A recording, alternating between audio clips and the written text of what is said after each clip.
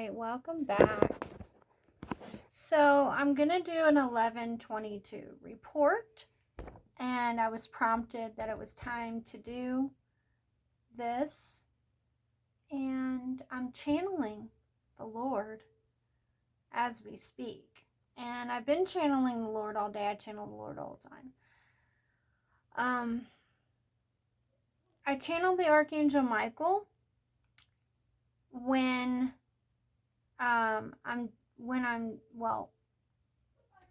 honestly, I'm always channeling the Archangel Michael. It's always either him or another angel.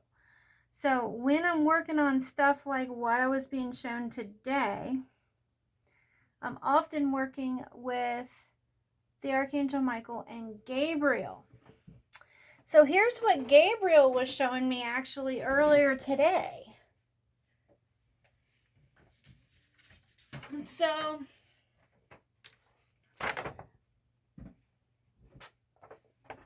I didn't know this. I never noticed it. I don't know why I would notice it. But the angels have been showing me the tattoos on the man who passed away recently from Instagram.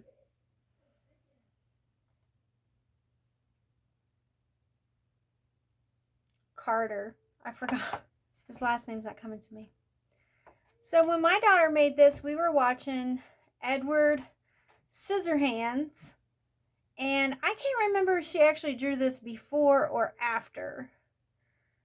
He goes up and he cuts the shrubbery with his scissor hands. He cuts the leg off this dancing female. And then Nick Carter, is that his name? Aaron Carter, maybe? No, it's Aaron's brother Nick. I don't know. I'm a little bit rusty on that generation because I'm a little bit older than that. I was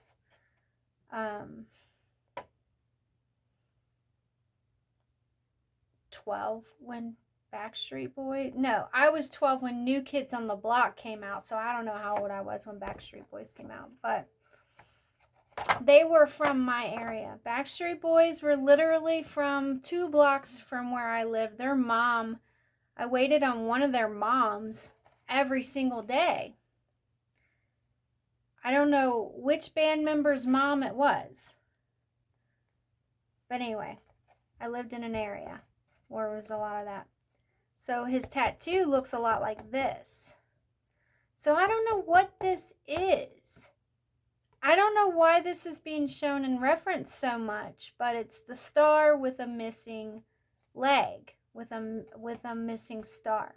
I have an idea on what that might be, but I'm not really sure. And how much this actually looks like that other tattoo on his forehead. There's been references to something smeared across the forehead. And now I saw the same reference in a Britney Spears music video just a little bit ago where behind her there's like a pink smear.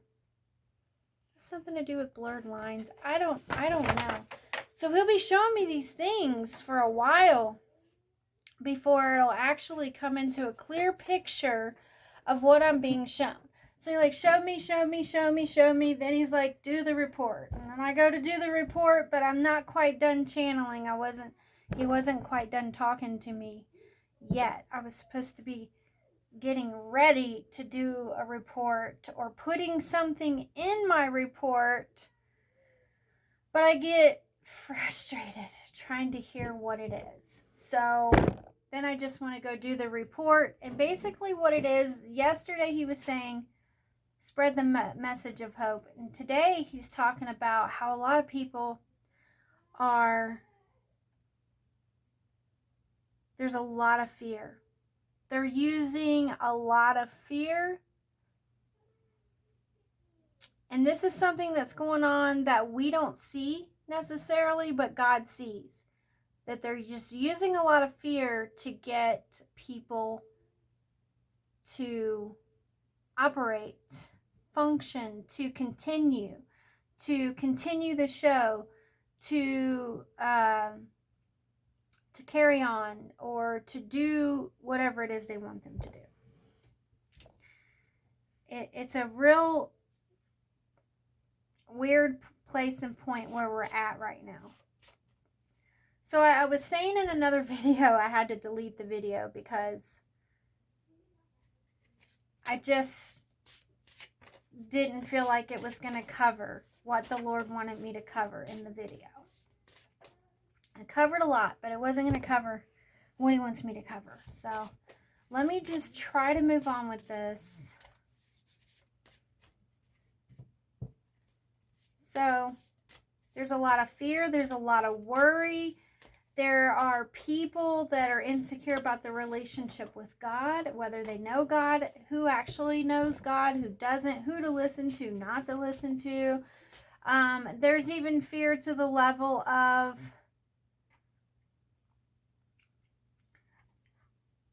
like, okay, so I already know that I've chosen to be in Satan's kingdom, but is something bad gonna happen to me tomorrow if I mess with this godly person? Or am I gonna be doomed?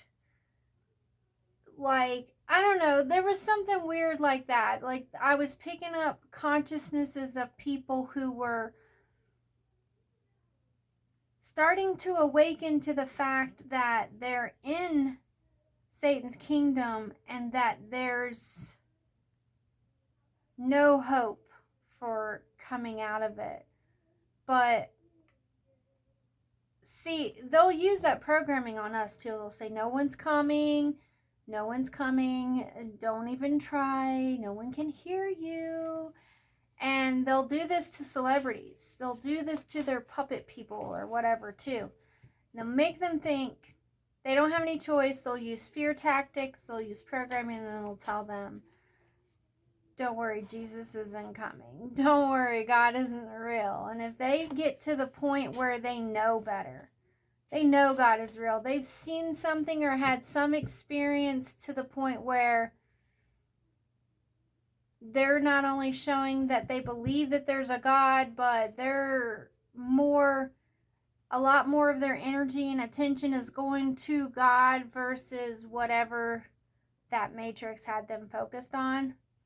They'll send out agents to surround that person, to make sure that person stays cut off from the world, stays in line, and doesn't escape. It literally doesn't, it means everything to them. They go through drastic measures to keep them separated from us and to make us all feel small and controlled. So we know that already if we're awakened. We kind of know that stuff already. Some people don't believe it. Some people do. And then you might say, like, well, is that what's going on with Britney Spears? Is that what's happened with her? I think the picture's a little different with her, but basically, yes. Basically, she's a believer. She's never... Any of them that are still in that kingdom making money, it's like God has his own little catch-22 plan going on with certain people. Like, they're still considered valuable to that kingdom. They know they're not going to get that person to come to the dark side. But at the same time, they can't let that person have too much of a voice or connect too much with the outside world or common people. And the same for any of them, whether it's Britney Spears or not, just pretty much any of them. So it's a weird setup that they have going on. It's a really weird setup. So, yes. Anyway, what I was trying to explain is that this fear gets to like a fever pitch.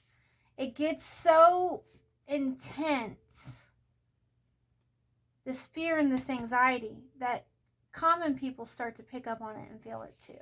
And that's part of an empath's gift. And so sometimes they'll see that about you, and that'll be the reason that you're targeted. It's because you're a sensitive, you're an empath, this is what happened in my case. A lot of my targeting just comes from the simple fact that I just bust out and know things that I shouldn't know. Like, for example, right now, I didn't hear any news reports about it. You can pretty much see it play out here on the channel. I will just be divinely guided. I will hear a song. I will hear words. I'll be told a name. I'll be told something. And then I go look it up. And then it unfolds. And then I find out, that this and this and this is happening. And that this and this and this is about this. So that's what happened with the Britney Spears thing. Like, I'm not the kind of person that follows these people that much. I don't buy concert tickets, movie tickets. I've always been a minimalist. I've always lived that way. I've always tried to live that way. Even though I liked entertainment, I was more of a minimalist. You wouldn't catch me blowing my money too much on the entertainment world or music or any of that stuff. Not even to dive into wanting to develop myself in any way, musically or any other way. Would I do it because intuitively it was always too much energy for me to deal with. I mean, I was picking up on celebrities when I was a kid. I was picking up details about celebrities' lives, country music singers, certain people, like long before I ever heard of gossip, ever saw a gossip magazine, before I ever paid any attention to the news besides the weather or who knows what. I usually did not listen to the news. My parents didn't even listen to the news. So I knew from a young age there was something different about that. I just never understood why. I always thought that meant that I was supposed to do something. But then when I would set out to do it or think I wanted to do it, there was always something pulling me back. Something holding me back. So I didn't do it. And now I'm glad that I didn't do it because I went and I met the Lord and I have an amazing life, honestly. It may seem mundane to a lot of people, and in a lot of ways it is kind of mundane, but it's a good mundane. And it's not all mundane. There's never a dull moment in my world, that's for sure. So this card just wants to keep coming out. Worry, worry, worry, fear, anxiety. So I think a lot of this worry, fear, jealousy, and anxiety is that I'm actually picking this up from the collective. It's not necessarily coming from my union, but if there are those things in my union, then it's that much easier for me to pick it up off other people, from other collective.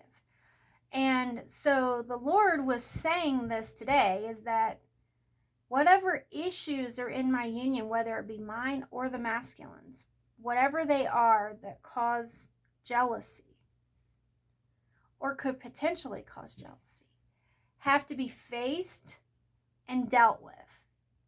There's no way around that. Like, for us to continue with our chosen destinies and to have any chance at a successful union, meeting our goals, doing what we do in our lives, we're going to have to overcome a lot of issues. And most of these issues are going to come from worry. 90% of it is going to be worry and jealousy. And if either of us have tempers, right?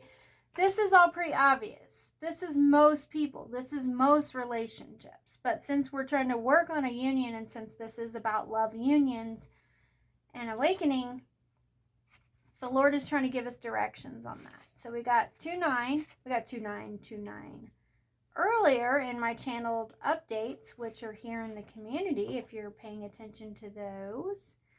And that is about navigating your life spiritually and having spiritual clarity. So the Lord is trying to give us clarity go ahead of us, see our way clear, see our way through these things that are going to come up and that have been coming up that are causing jealousy or anything in our union that's uncomfortable. Because it's uncomfortable for me, some of the things about my masculine's life, no doubt about it, but then on my side, and you wouldn't think that it would be this way, but it is. There's things that make him really uncomfortable about my life. One of those things being that one of the closest people to me besides the Lord himself is another masculine. And that's not something that is changing easily, that wants to change. It will change. According to what I can see so far, it will change. It's already starting to change, this other union that I have. But this is the hard part. This is probably where the fear and the jealousy is coming in, is because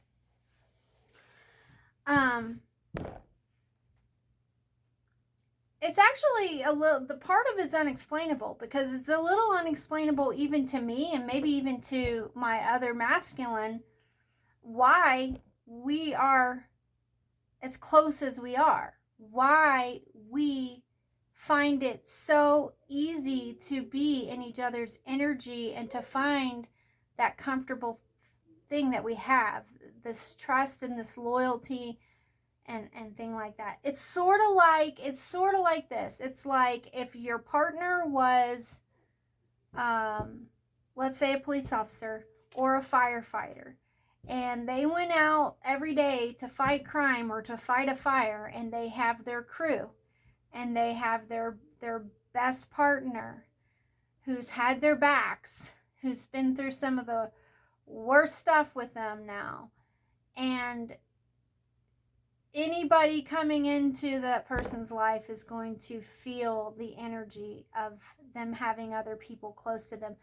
Now, let's just say your wife or your husband have these partners, these work partners, and they happen to be the opposite sex. Your wife has a police officer partner who's been her partner for, let's say, 5, 6, 7, 8 years, or your husband, and that work partner is almost as close as a spouse or a sibling, That's kind of what it's like in our circle, in my group, in my union. It's kind of like that. And then other times, it's also, and this is more frequent actually, it's also like we're also close to the captain of our ship, of our crew, of our thing, that we also get jealous of having to share that energy with our father, or the other one being favored. And there's even times where we come and get each other's back when we're in trouble with the father, the captain, whatever you want to call it. So it's like having really close sibling relationships on top of really close sibling relationships and working relationships, and then trying to have a sacred true love union and it's literally, some would say, impossible, if not next to impossible. But the Lord says it's possible. And that is not only possible, he's commanding us to work these things out. He has been for a couple of years, even forcing me into a corner, and I don't know, the masculine seemingly also being forced into situations where we don't have any choice but to work out our family issues and our union issues. So when I get a channeling like I'm getting today, it's like, oh, this is good. I got to stick with this. I got to share this. But the only thing that's coming out in the cards is worry and fear. Worry and fear. Worry and fear. And trust. And loneliness. Born again. Knowing God. Eternal life. And it's that whole leadership energy that happens in the awakening community. Awakening community. Light worker communities. Enlightened communities. Okay? Whatever you want to call it. But that's what it is. So, if we don't get out of these lower energies of worry, fear, jealousy, basically just a lot of anxiety, it's going to start to affect the sacred feminine, and it's going to have consequences to it. And it's already started to. Anything that affects the sacred feminine has consequences, period. You want to be on the good side of those consequences. You want to be on the good receiving side of that. My whole goal all the time is to try to get people on that good side so that you receive what good comes from the sacred feminine. That's the way God uses the feminine as a catalyst. Well, now the masculine's awakening. And he's being used in a similar fashion by God. Anything you do to him that's negative can come back on you. Anything that, there might be consequences. But the same is true for us. So if we're struggling with feelings like of any insecurity or lower level, and we start to feel even slightly project or feel those feelings within the union, God's like right there putting posters in your face, billboards, all kinds of stuff in your face. Like, nope, don't bring that. You can't bring that. You can't entertain that. You can't do that. Look what you're doing. Don't do it. And then trying to direct you and shift you away from it and show you why it's happening. Right,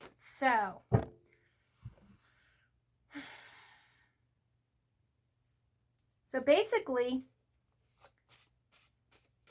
if the divine masculine and feminine can build this kind of trust with each other, then the sacred masculine and feminine can too, and already have this kind of trust and this kind of love and this kind of loyalty. It's all there within the union. They just have to awaken to it. If you've been able to have successful partnerships and relationships at this point, and you're on a twin flame journey, then that's why you've been doing it, because it's possible to have this. Yes, see, these are all temptations. It's possible to have this with your life partner. The hard part is forsaking all others. And then having to forsake others at a time when it feels like everything in the world depends on the good that comes from these relationships.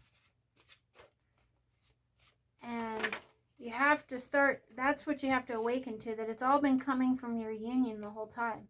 It's all been coming from your soul partner and the overlord, the Lord, the whole time. All of the goodness, all of the abundance, all of the awakening, all of it comes from God, and it was within your twin flame union. So we have assignments. We're being promoted.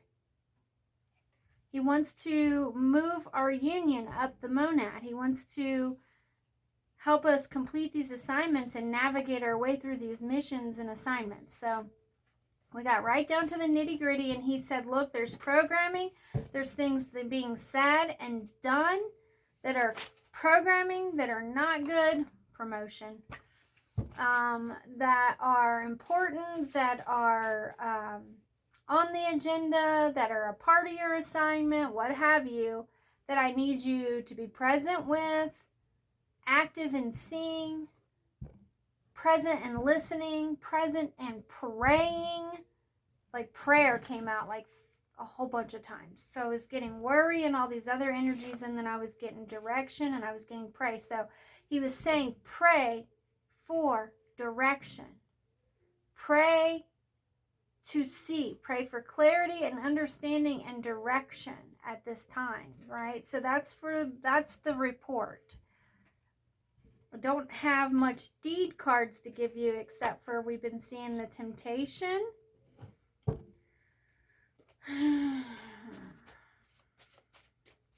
My ears are getting clogged. My voice is changing. My energy's changing because I've been doing this channeling all day. I'm under a lot of protection right now. A lot of protection. Sometimes the protection gets to the point of it's just heavy.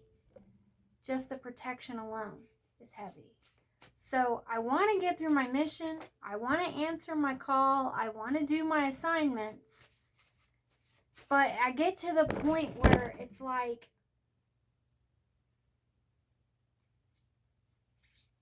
I've been working with my twin flame masculine's awakened energy for over a year now. Approximately a year. And maybe a little ahead of a year, maybe a little more than a year. But I worked, and I've always worked with that energy, but I wasn't aware of it. Before I was aware of it and was made aware of, this was my twin flame, this was my union, this was my destiny, this was more of the picture. I had to make do. I had to just make do and operate in faith and tolerate a lot of stand-ins that people would say, well, that's karmic and stuff like that. And I knew it wasn't. I knew it was beyond karmic situations, and that there was something very unique about what I was experiencing. So when I finally got a good matchup, a good stand-in for my masculine, whatever made me comfortable with that, I didn't look back. I was like, nope, this is my path. I'm taking it. This is finally, even though I don't know beyond anything else, this person, we work well together. This is a relief. This is nice. This was destiny. This was meant to be. I can work with this. This is going to lead somewhere. And we both knew that we were on the twin flame journey. We both knew that we might not be each other's twin, or that we didn't know all the answers, but we knew what we knew. So we worked with that. We were just working with it. And it worked out to our advantage for a long time. It worked out really good. So stopping cold turkey on the way I used to do things, or the way that I operate when I'm working with, and it's not just the stand-ins and my other masculine or whatever, it is other people in my leadership monad as well that I'm used to working with. So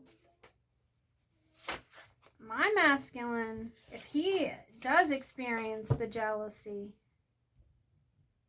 that's probably why. It's not due to any adultery or any like sexual advances or anything in the physical. It's more or less just on the spiritual, getting jealous of energies.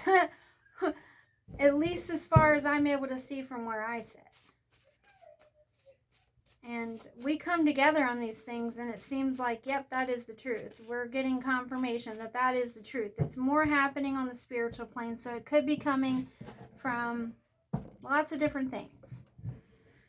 So my two masculines, I'm hoping, it looks like they're now partners.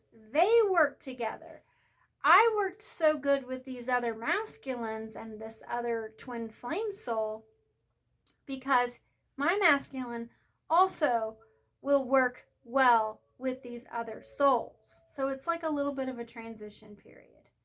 And then I might be the one on the spiritual plane getting jealous because my two masculines now get along with each other as much as I used to get along with each of them individually.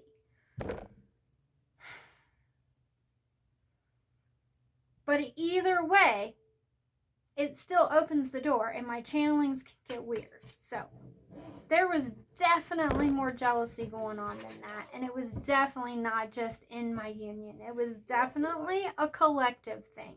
It was being experienced by more than one twin flame union and one collective of people. It was that big. It's been in almost every single reading. There's no way, I know my Lord, there's no way he's worked with me and these other twin flame souls and partners this much and allowed this much jealousy to continue. It's had to be different scenarios coming into play. Even though I look back on it and it's like almost every reading, there's something that indicates jealousy. And then what he was saying to me earlier is that that is a huge part of their programming too. Is to always make you feel like everything's your fault. You create your own life. You create your own messes. You're less than. You're not good enough.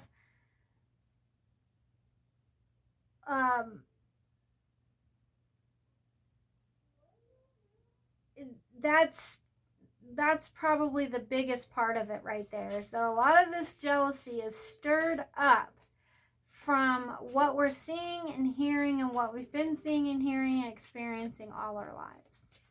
Being told that we're not somehow good enough. You think you're confident and you don't, sometimes realize that this is even happening to you. It's at a subconscious rate. It's at such a conscious level that you don't even realize you're doing it. If you're sitting around paying attention for any reason to the secular world, for any reason, if it's part of your mission and work, they're going to make you jealous with their riches, with their things, with their appearance, with their words. Those three things first.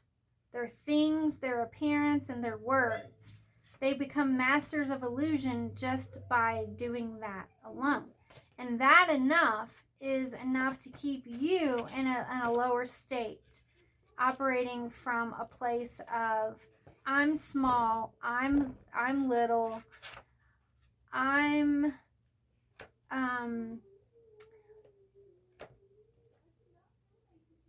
not blessed that way, or I'm not gifted, or I'm not talented, or I'm not smart, or I'm not that beautiful. Everything from airbrush to photoshopping to glamming things up to deliberately dressing to the nines all the time before your eyes, every opportunity they get.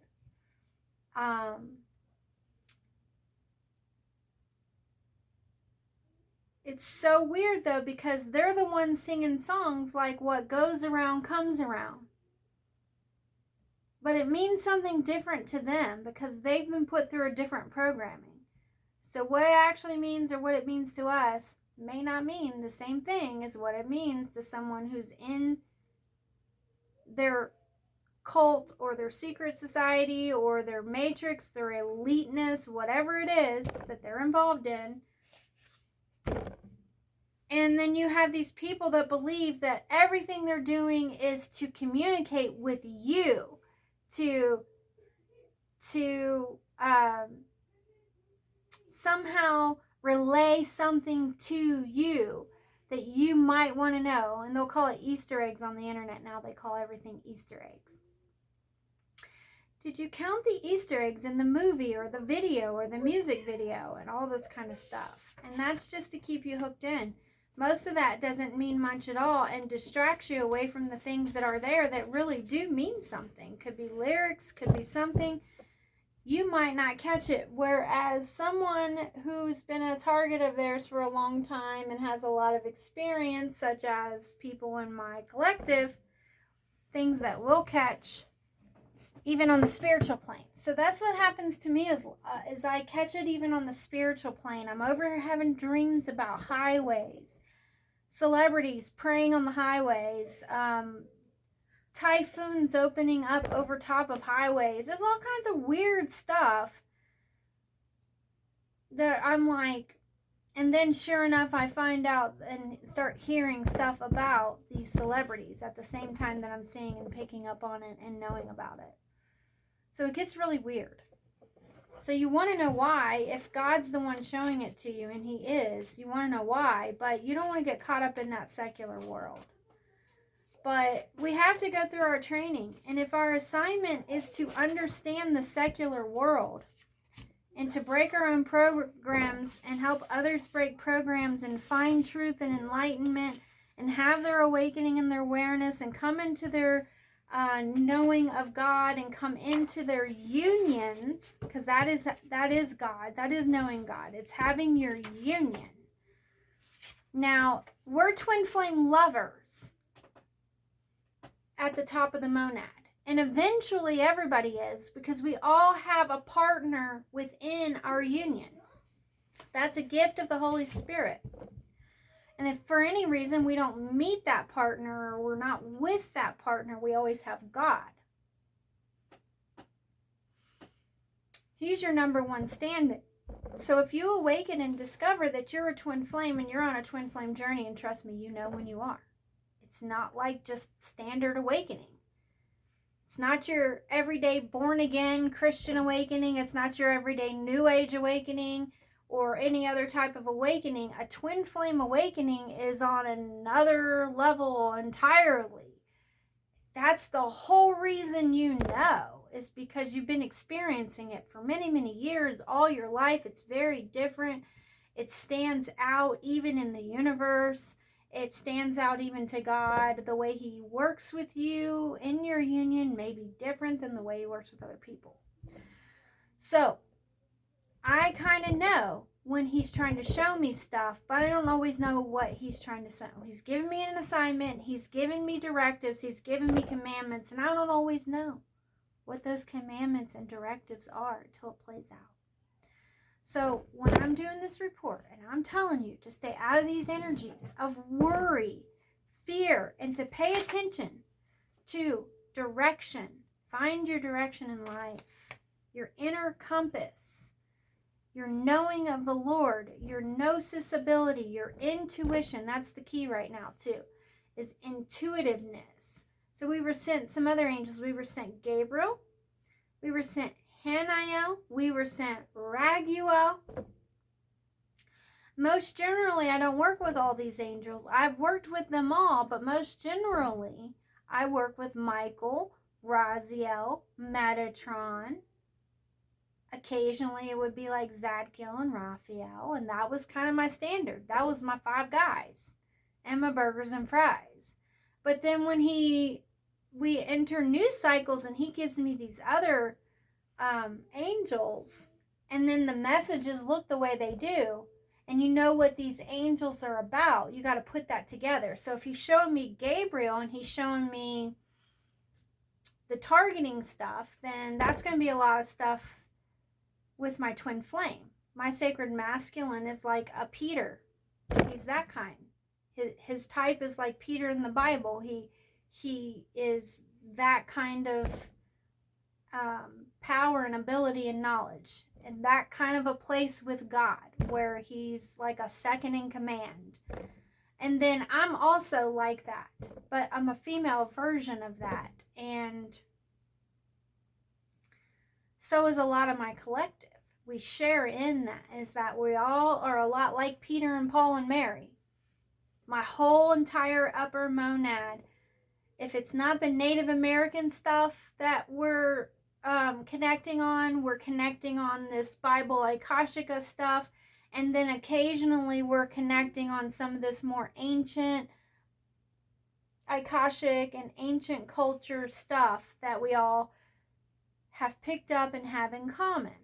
So that has to do with Gabriel. So if I have Gabriel, Raguel, and I have an angel sent to me for justice, another angel sent to help with intuition, and then who else did I say? Gabriel, to help with communication, then those are the top 3. That's the assignment right there. The assignment has to do with intuitiveness, justice, and communication. So, not just communication. Gabriel governs communication in general, so does Michael, but Gabriel's communication is more about language and words, and the understanding of language and words, writing skills, writing abilities, children, things of that nature. Raguel is also a lot like Gabriel, but a little more focused on justice when there's been injustice. So Gabriel's there, and Raguel anytime that there's sacred feminine energy. But specifically, it's going to have to do with communication and injustice. Now, a lot of this is not that surprising to me, because over the past couple years, people have tried to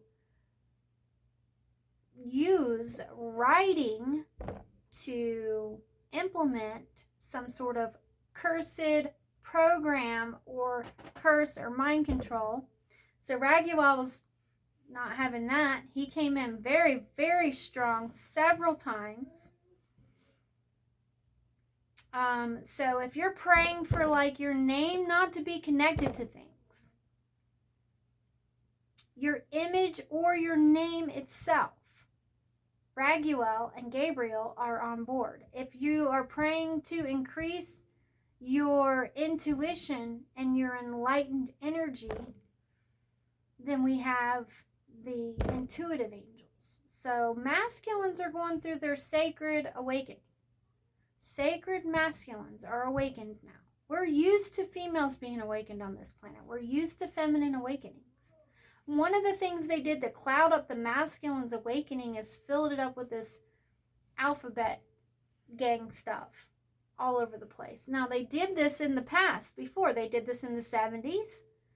And they did it back in the day when they had guys rolling their pants up, wearing leather jackets and jackets with leather. So you had that whole duality thing happening. Those are representative of how 50 years now that the enemy has been freely able to carry out mind control, satanic programming on humanity. And at the Lord's second coming, we come to a point where that has to end. But it has to end through your awakening, and the exposure of these things. And then once that happens enough, just like once enough people on the planet consciously knew of Christ and the gospel and believed, that was the four corners awakening, and the second coming could now occur, and the sacred feminine then awakened. Now that the sacred feminine and sacred masculine are awakening, the more we move into these times of exposure and awakening, the more it leads up to the bigger event, which is God's big intervention, where God comes in, and God himself, not just the elect, not just the saints, God himself activates all his witnesses, the two witnesses, that's the elect and the saints. Saints representing the masculine energy, the elect representing the sacred feminine energy in some weird way. Those two witnesses, those two groups, that just increases to the point of a big event. So that's what we're leading up to. We're leading up to some more big events, and at some point, a grand event where it's undeniable that Satan's losing power, God has come back, God is real. And that's already happened for a lot of people, but it just increases and increases and increases.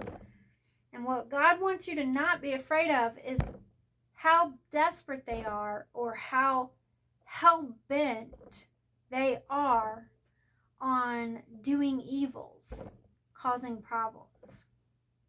No matter how many people are trying to get you to focus on that, realize that a lot of them either haven't experienced their awakening, they're denying their awakening, they're denying themselves, or they're awakening and they want it's like misery loves company kind of mentality where they're afraid, so they want everybody else afraid too. Everybody goes through different things during their awakening. So this is one of those times where it's going to be crazy. But you need to remember these things, these little keys, these things he's giving us, these names of these angels, these details, the fact that we're on assignments, the fact that we have a destiny with God. It's a destiny that can't even be seen by the dark ones. They can see your common destiny. They can see your everyday destiny. But they can't see if you're a twin flame or an elect soul or a chosen soul, a fully awakened soul. You activate a godly destiny. And twin flames were destined to do that. We activated our godly destiny. And when that happens, there's like you and this other person, and you're in this boat together. Your boat may get bigger, but what is in that boat with you is what is contained within your union, and that is what you have. And so you have to get in your toolbox, you have to get in and you have to go fishing. And so your assignments, once he's given you directives and assignments, you have to get in your toolbox, cast out your line, go fishing, go seeking, go exploring, and not be afraid.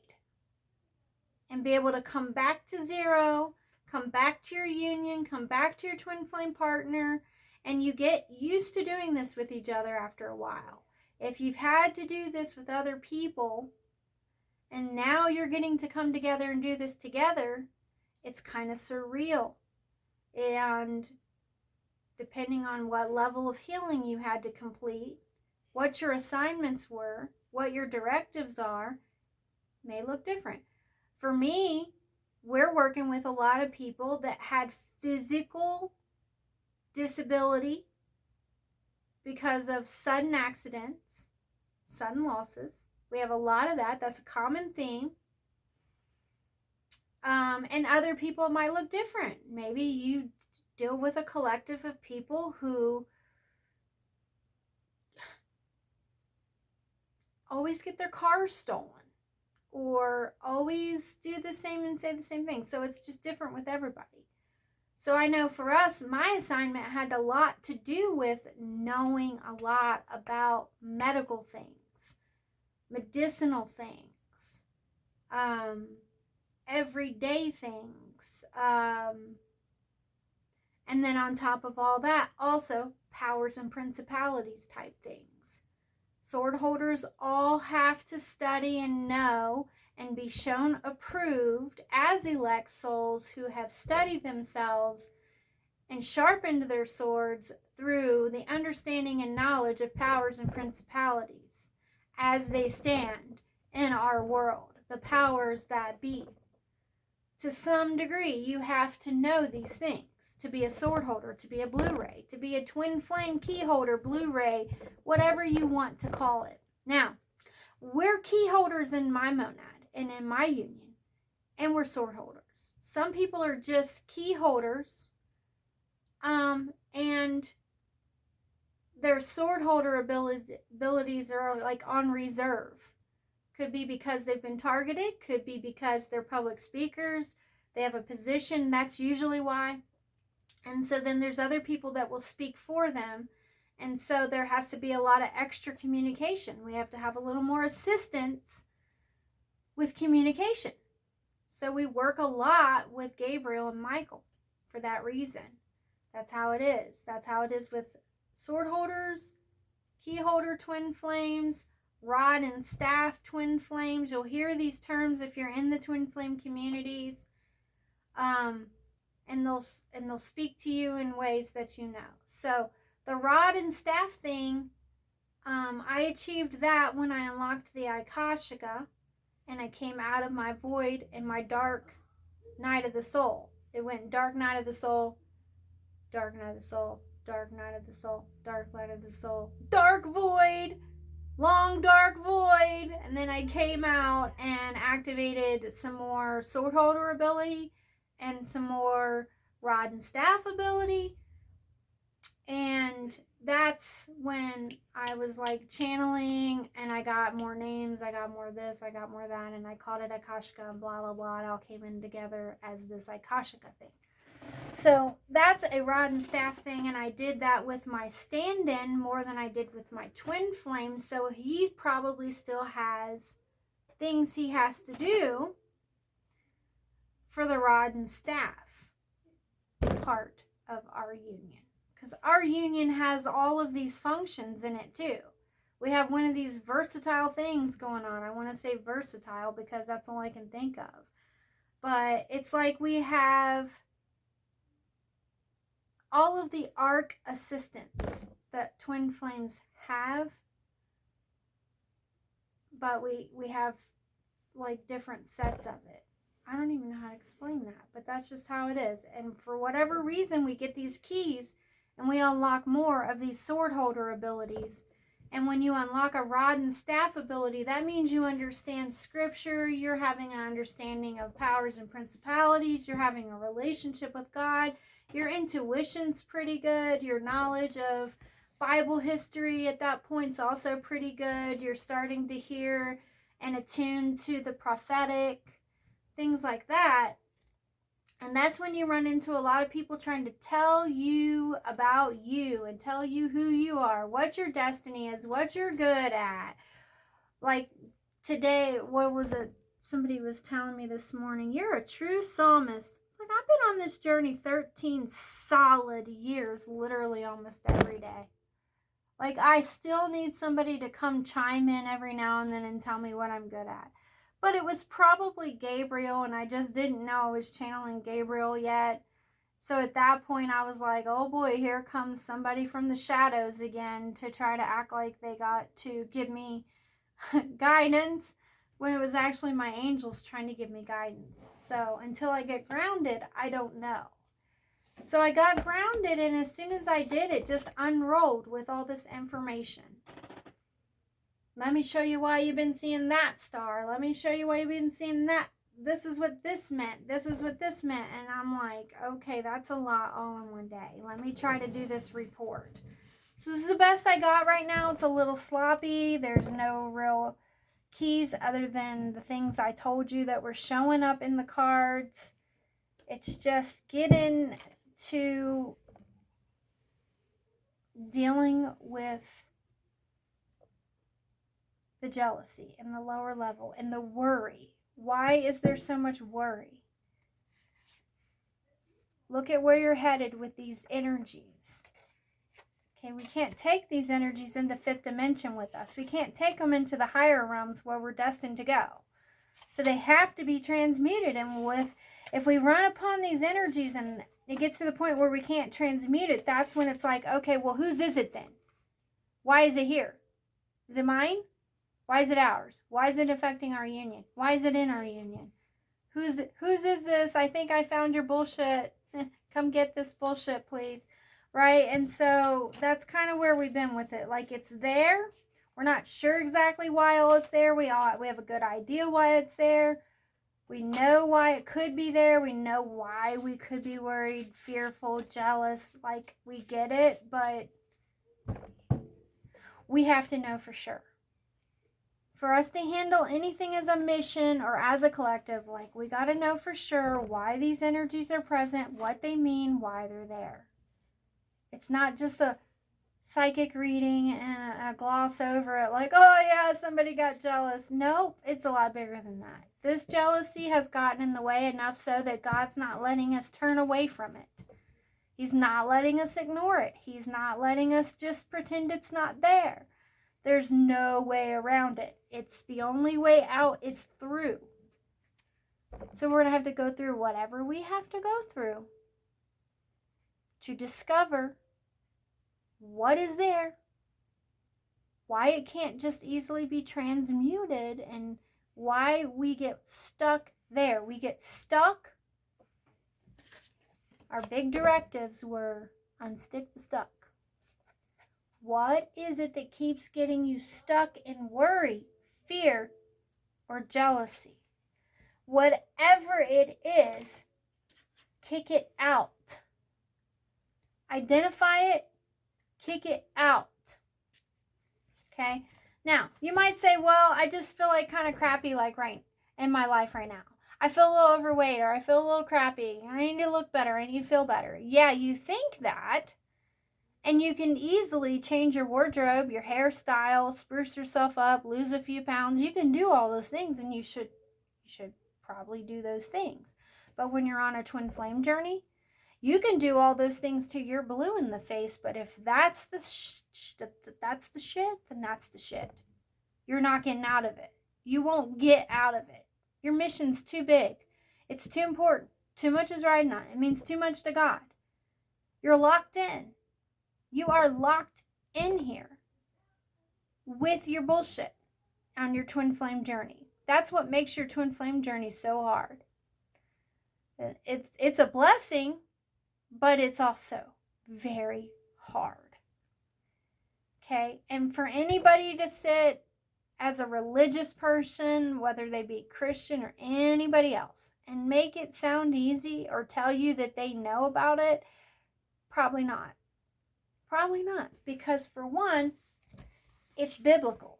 Twin flames are biblical. I don't care what anybody says. They can put their new age labels on it all they want, but true twin flames are biblical. You're only going to get so far, and they know that. And they'll take advantage of you as much as they can out there in the secular world or the Internet of Things if you're a twin flame. And they'll hide people like me. You'll only see people like Patricia McNeely, the Blu-ray twin flame from Chicago, Illinois. A sister city to the city where your sacred feminine is from, coming in with her Blu-ray energies. And they'll knock me down or hide me, silence me, set me back, whatever they need to do, if they're able to. And make sure you only see Patricia McNeely, because she'll operate from the program. She'll do things the way that the Matrix likes it done. And she'll get herself stuck in there. We'll have to go rescue these people out, if they can be rescued out. And those are the things we're talking about. So one of the things he showed me today was the new Shinedown song, which sucks. Honestly. What are they? What? That song sounds like Shinedown decided to be Jack White, or wanted to make sure they came out with a sound and a song that the sacred feminine over here in her little Akashic channel, lower than them, whatever, would definitely not miss that it was directed at my ministry, the things I share and talk about and do. Oh, how crafty. How not very clever either, and it sounds horrible. It's not going to do very good on the charts. I hope you didn't invest a lot into it, honestly, because I don't think it's going to be a hit song. Sorry. But I love that. I love that more than anything, that the stuff that they're coming up with is not probably going to be anything spectacular or big. But before you're awakened, the stuff they're coming up with based off of your life or lives like yours tends to be the biggest stuff. When you awaken, I don't know, it takes the wind out of the sails, literally. Especially if you start preaching Jesus and get saved. So, they like to catch twin flames right at their awakening points before they come to God. Because they know eventually God's going to snatch you up and you're not going anywhere. They know that's going to happen. They know you're going to come to know the Lord and you're going to overcome all of their temptations, because that's the type of energy and destiny that you've been detected in having. So they try to dish you out a lot of pain. a lot of pain. They try to be a pain in the butt before you become their pain in the butt. And eventually, no matter what, you end up butting heads with their matrix. That's what Britney Spears did. And that's when you sing songs like Me Against the Music, because she just was not easily targeted and controlled by their matrix. Some people can go through their matrix, get a lot of success, and not be as affected. But she still had to go through a lot of pain, a lot of temptation, and look, same cards came out again. Now, she's just an example. I don't mean to harp on Britney Spears. I do not mean to do that, and I do not mean to be negative in any way towards anyone that has experienced any type of oppression, abuse, or targeting and tries to speak out. But when it gets to the point of I can't live my everyday life without, and I'm not talking about because I see stuff on the internet. I'm talking about I'm dreaming about it. I'm getting codes about it. God's talking to me about it. And I'm hearing about it constantly. And it's too close for comfort. Too synchronistic. I have two choices at that point. Not really, I don't. Dive in, take the assignment and go for it. Or hang back, wait for more information and go for it later. Either way, I have to go for it. I have to go see what it is that God wants to show me. Now, what I think it is at the moment is just that the targeting is set to pick up for people who they like to target. Whether it be people like me or people like celebrities like Britney Spears or certain individuals. God's focused on individuals a lot right now. That's another thing about these angels. These are angels that are not only archangels and powerful angels, but they're very protective and they help bring a lot of success, justice, abundance, and they are the angels that will work with you on a more individual basis. Or they'll work with twin flames in their union a lot. Shamuel's one that comes through for me a lot for soulmates and love. So we've been getting a lot of Shamuel energy along with Raguel. Those two pal around together a lot. So Shamuel likes to help you with gathering forces to protect your union and your soulmate relationships. So that's 4 angels that are bringing justice to individuals in terms of relationships, voices, things like that. So try, if you're listening to these messages, to keep that in mind and invite these angels in and work with them as much as you can and commune, always commune with the Lord through Scripture and His Son Jesus. And by the time you do those 2 things and you acknowledge the Archangel Michael, you're communing, and then you throw the prayer in there, you're communing with the Lord and the Archangel Michael. He sends Michael to you. Once you have that communion with the Lord and you have that connection with Archangel Michael, He's going to make sure you have angels for whatever you need angels for. Even if it's like shopping angels, parking angels, banking angels, creative angels, talent angels, personal relationships, whatever it is. There are angels assigned to you through the Archangel Michael.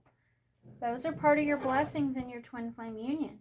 The more you work with Archangel Michael, the more you have your own sword and you have that sword holder ability and protection.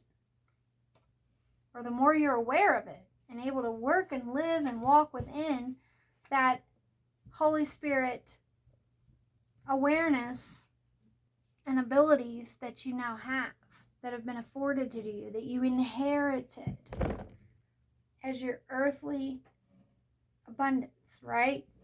So, if we want to receive what's being offered to us at this time and step out on our assignments, we have to let go of worry.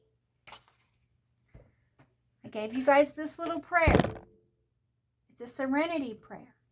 as much as you can get into the energy of serenity. That's why I've been doing a lot of the blue, a light blue and stuff like that. Trying to bring you that enlightened energy of serenity, peace, awareness, comfort, gentleness. All right. I love you all. I hope this was helpful. I hope this is helpful. Please, if you want some more updates, you want to see what's been playing out before my eyes, my 18 deaf mute subscribers out there, whatever, so annoying. Check out the updates. He doesn't do all this with me for me not to share it. And eventually everybody's going to see that no matter how long they hide us, shadow ban us, whatever, eventually God makes sure that we get out there. Okay? That we're heard. He does. That's part of our special communication gifts and abilities that we have too, is that one way or another we're heard. So it's always better if you're heard in the right light. So as we're speaking out, pray. Pray, pray, pray, and pray some more. All right? Much love.